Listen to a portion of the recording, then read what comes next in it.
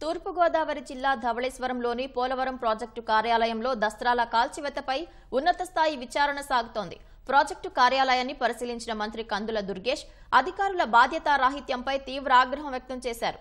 మొత్తం వ్యవహారంపై లోతుగా దర్యాప్తు చేసి బాధ్యులపై కఠిన చర్యలు తీసుకోవాలని అధికారులను ఆదేశించారు.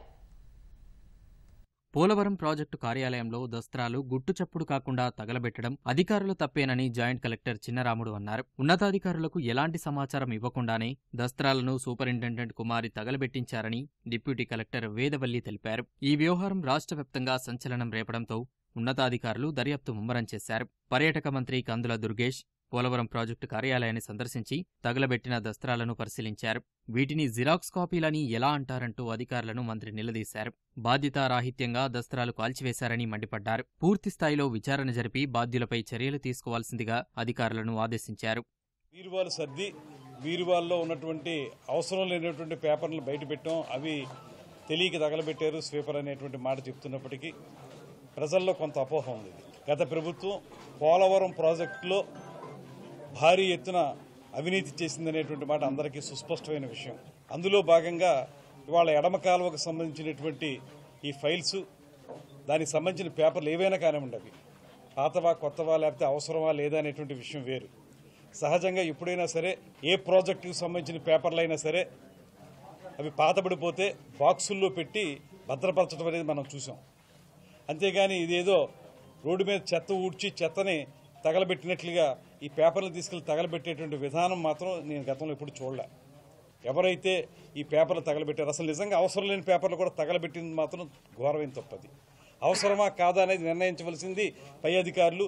లేకపోతే దాన్ని ఎలా భద్రపరచాలి, ఏం చేయాలనేటువంటి ఆలోచించవలసింది పై అధికారులు చేస్తారు. కానీ అవసరం లేదని మీరు ఆలోచించుకుని కాగితాలు తీసుకెళ్లి తగలబెట్టే రైట్ మీకు ఎటువంటి పరిస్థితిలో లేదు.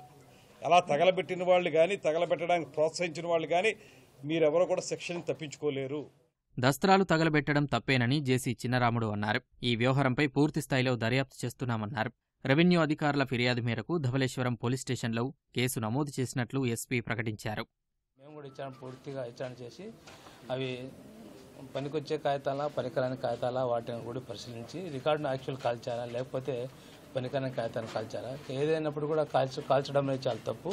వాటిని పై అధికారి అంటే special collector or special deputy కలెక్టర్తో పర్మిషన్ తీసుకొని వాటిని కాల్చాలి. వాటిని తదుపరి విచారణ చేసి పూర్తిగా విచారణ చేసి వారి మీద చర్య తీసుకుంటాం. Thank you. కాబట్టి మేము ఎఫ్ఐఆర్ రిజిస్టర్ చేసి ఫర్దర్ డీటెయిల్డ్గా రికార్డ్ బై రికార్డ్ ఏమి మిస్ అయ్యాయి, ఏవి ఒరిజినల్స్ ఉన్నాయి, ఏమేమయ్యేవన్నీ కూడా వెరిఫై చేస్తాము. ఎవరైతే కల్ప్రిట్స్ ఉన్నారో వాళ్ళ మీద సీరియస్ యాక్షన్ తీసుకుంటాం. అలాగే ఈ డిస్ట్రక్షన్ చేయడానికి ముందు there will be A procedure, governmental procedure ఉంటుంది. ఆ ప్రొసీజర్ లేట్ డౌన్ ప్రొసీజర్ ఏముంది, అది ఫాలో అయ్యారా లేదా, లేకపోతే ఎవరు చేశారో వారి మీద కంపల్సరీ ఏమైనా మాలిఫైడ్ ఇంటెన్షన్ ఉంటే we're going to take action. దస్త్రాలు తగలబెట్టడమే కాక జిరాక్స్ పేపర్లు కాల్చివేశారని అధికారులు చెప్పడం బాధ్యతారాహిత్యమేనని పౌర హక్కుల సంఘం అధ్యక్షుడు ముప్పాళ్ల సుబ్బారావు విమర్శించారు.